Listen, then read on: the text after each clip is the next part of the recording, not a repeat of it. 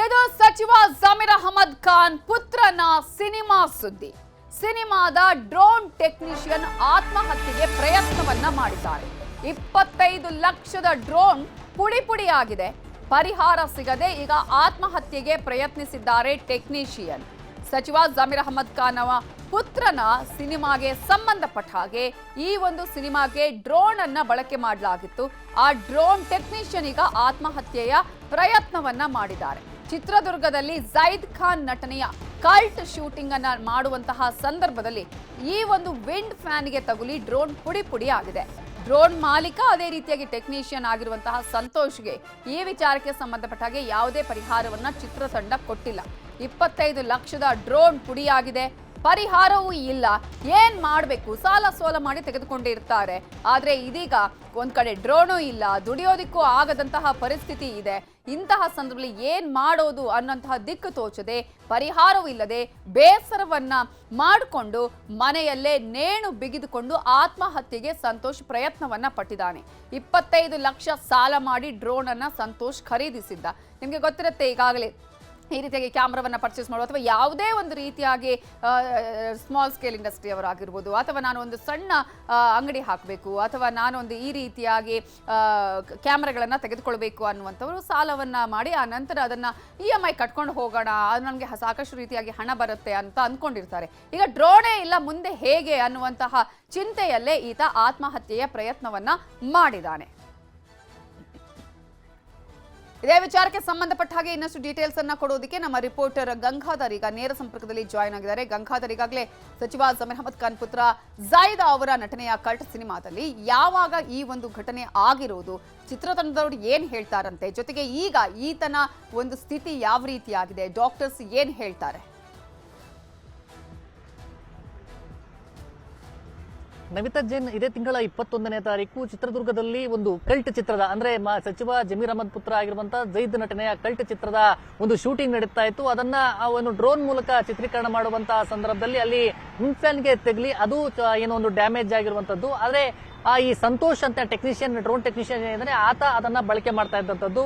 ಆದ್ರೆ ಅದು ಪ್ರಾಬ್ಲಮ್ ಆಗುತ್ತೆ, ಮತ್ತೆ ಅದು ತುಂಬಾ ಸಮಸ್ಯೆ ಆಗುತ್ತೆ, ಒಂದ್ ವೇಳೆ ಅದು ಡ್ಯಾಮೇಜ್ ಆಗುವಂತಹ ಸಾಹಸಗಳು ಕೂಡ ಇರುತ್ತೆ ಅನ್ನೋ ರೀತಿಯಲ್ಲಿ ಮೊದಲೇ ಏನು ಸಂತೋಷ್ ಡೈರೆಕ್ಟರ್ ಆಗಿರ್ಬೋದು ಮತ್ತೆ ಆ ಮ್ಯಾನೇಜ್ಮೆಂಟ್ ಗೆ ಹೇಳಿದ್ರು ಸಹ, ಇಲ್ಲ ಇದು ಚಿತ್ರೀಕರಣ ಮಾಡಬೇಕು ಅಂತೇಳಿ ಮೊದಲೇ ಅವರು ಬರ್ಸ್ಕೊಂಡಿದ್ರು ಅಂತೇಳಿ. ಹೀಗಾಗಿ ಆ ಒಂದು ಸಂದರ್ಭದಲ್ಲಿ ಡ್ರೋನ್ ಡ್ಯಾಮೇಜ್ ಆಗಿದ್ರು ಸಹ ಅದಕ್ಕೆ ಪರಿಹಾರ ಕೊಡಬೇಕು ಅಂತೇಳಿ ಮನವಿ ಮಾಡಿಕೊಂಡ್ರು. ಅದಕ್ಕೆ ಚಿತ್ರತಂಡ ಯಾವುದೇ ರೀತಿ ರೆಸ್ಪಾನ್ಸ್ ಅನ್ನ ಮಾಡಿರಲಿಲ್ಲ.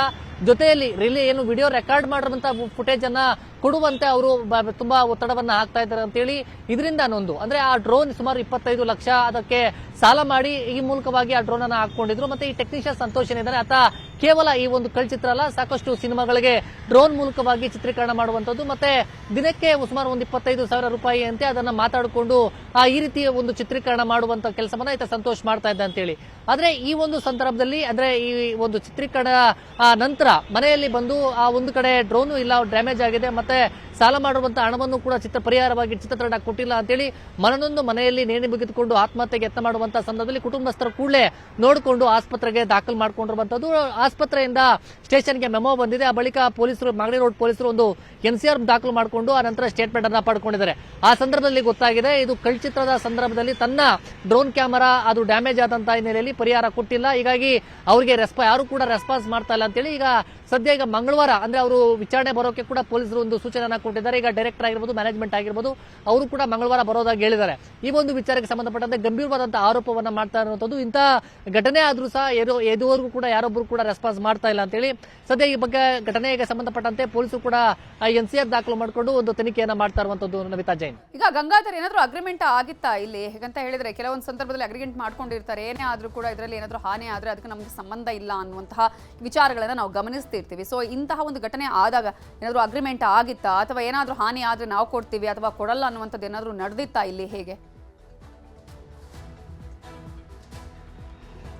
ನವಿತಾ ಜೈನ್, ಪ್ರಮುಖವಾಗಿ ಇದುವರೆಗೂ ಕೂಡ ಆ ಒಂದು ಅಗ್ರಿಮೆಂಟ್ ವಿಚಾರ ಆಗಿರ್ಬೋದು, ಅದರ ಬಗ್ಗೆ ಸ್ಪಷ್ಟತೆ ಇಲ್ಲ. ಆದ್ರೆ ಇಲ್ಲಿ ಸಂತೋಷ್ ಏನ್ ಗಾಯಾಳಿದ್ದಾನೆ, ಈಗಾಗಲೇ ಆತ ಆತ್ಮಹತ್ಯೆಗೆ ಯತ್ನ ಮಾಡಿದಂತ ಆತನು ಈಗ ಡಿಸ್ಚಾರ್ಜ್ ಆಗಿದ್ದಾನೆ. ಟ್ರೀಟ್ಮೆಂಟ್ ಅನ್ನ ಪಡ್ಕೊಂಡು ಅದೃಷ್ಟವಶಾತ್ ಪಾರಾಗಿರುವಂತದ್ದು, ಈಗ ಡಿಸ್ಚಾರ್ಜ್ ಆಗಿರುವಂತದ್ದು. ಆದ್ರೆ ಇಲ್ಲಿ ಪ್ರಮುಖವಾಗಿ ಅಗ್ರಿಮೆಂಟ್ ಯಾವ ವಿಚಾರದಲ್ಲಾಗಿತ್ತು, ಶೂಟಿಂಗ್ ಕೇವಲ ಎಲ್ಲ ಕಂಪ್ಲೀಟ್ ಮಾಡಿಕೊಡುವಂತ ವಿಚಾರದಲ್ಲಾಗಿತ್ತ, ಅಥವಾ ಒಂದು ವೇಳೆ ಏನಾದ್ರೂ ಈ ಡ್ಯಾಮೇಜ್ ಆದ್ರೆ ಅದನ್ನ ಕಟ್ಟಿಕೊಡುವಂತ ನಿಟ್ಟಿನಲ್ಲಿ ಪರಿಹಾರದ ರೂಪದಲ್ಲಿ ಚಿತ್ರತಂಡ ಕೊಡಬೇಕು ಅಂತ ಏನಾದ್ರೂ ಅದಕ್ಕೆ ಅಗ್ರಿಮೆಂಟ್ ಆಗಿತ್ತಾ, ಅಥವಾ ಕೇವಲ ಅದು ಕೇವಲ ಮಾತಿನ ಮೂಲಕ ಅಷ್ಟೇ ಅವರು ಮಾತಾಡ್ಕೊಂಡಿದ್ರ ಅನ್ನೋದ್ರ ಮೂಲಕವಾಗಿ ಆ ಬಗ್ಗೆ ಸ್ಪಷ್ಟತೆ ಇನ್ನಷ್ಟೇ ಸಿಗಬೇಕಾಗಿರುವಂತದ್ದು. ಸದ್ಯ ಪೊಲೀಸರು ಎರಡೂ ಆಯಾಮದಲ್ಲಿ ತನಿಖೆಯನ್ನ ಮಾಡ್ತಾ ಇದ್ದಾರೆ. ಯಾರ್ದು ಇದರಲ್ಲಿ ಅಗ್ರಿಮೆಂಟ್ ಮಾಡ್ಕೊಂಡಿದ್ರ ಇಲ್ವಾ, ಮತ್ತೆ ಇದರಲ್ಲಿ ಡ್ಯಾಮೇಜ್ ಆಗುವಂತ ಸಂದರ್ಭದಲ್ಲಿ ಅಲ್ಲಿ ವಿಂಡ್ ಫ್ಯಾನ್ಗೆ ತೆಗಳುವಂತ ಸಂದರ್ಭದಲ್ಲಿ ಮೊದಲೇ ಈ ಸಂತೋಷ್ ಅವ್ರ ಮ್ಯಾನೇಜ್ಮೆಂಟ್ಗೆ ಹೇಳಿದ್ನ ಆಗೋದಿಲ್ಲ ಅಂತೇಳಿ, ಅಥವಾ ಇಲ್ಲಿ ಒಂದು ವೇಳೆ ಒಂದ ಕಡೆಯಿಂದ ಆರೋಪ ಬರ್ತಾ ಇರುವಂತದ್ದ, ಎರಡೂ ಆಯಾಮದಲ್ಲಿ ತನಿಖೆಯನ್ನ ಮಾಡ್ತಾ ಇದ್ದಾರೆ. ಆ ಬಗ್ಗೆ ಇನ್ನಷ್ಟೇ ಕ್ಲಾರಿಟಿ ಸಿಗಬೇಕಾಗಿರುವಂತದ್ದು.